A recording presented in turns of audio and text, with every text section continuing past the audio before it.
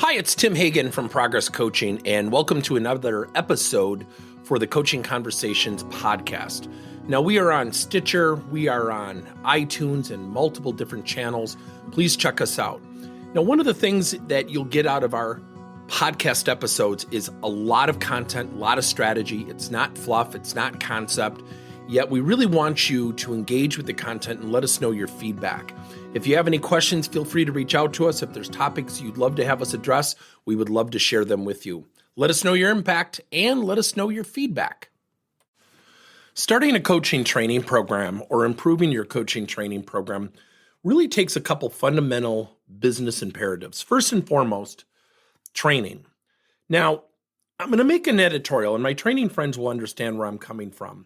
Training by itself is not the entire answer.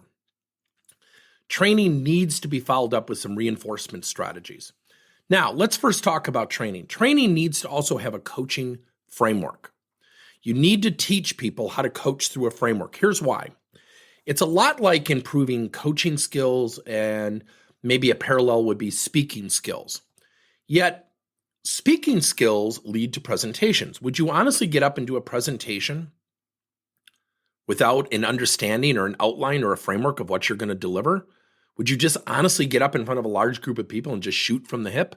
Probably not. A coaching framework serves the same way. Even though the stage is smaller, it keeps leaders on track. It keeps the process on track. Now, we happen to teach something called QALMS, questions, activities, learning projects. That's our direct coaching. M is the motivator. What is in it for this person? Where do they want to go? And then S, supplemental coaching. Supplemental coaching are prescriptive coaching strategies that allow leaders to accelerate talent development without any of their own in-person time. That's what people love about our coaching framework. So number one, train, and then train on a framework. Number two, practice, practice, practice. A little bit more practice after that. You have to practice. Coaching is a new language.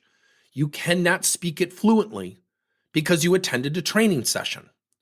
So if you're in the learning development training space, we have to schedule practice sessions. Now, we do something here at Progress Coaching called coaching pods. The way you make this effective is have people share their target coaching individual, someone that they're coaching that they can share. So there's a real world application, which leads to what? The WIFT, what's in it for them. It's not training. Now we've actually gone to real world application. That's how you deliver practice.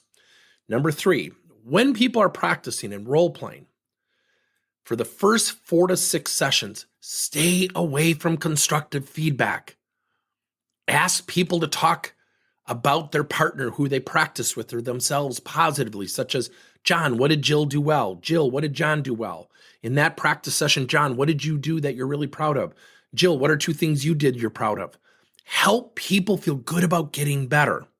Then they're going to be more willing to practice as they go forward. Now, in addition to that, we have training, we have application, we have cohorts, we have practice.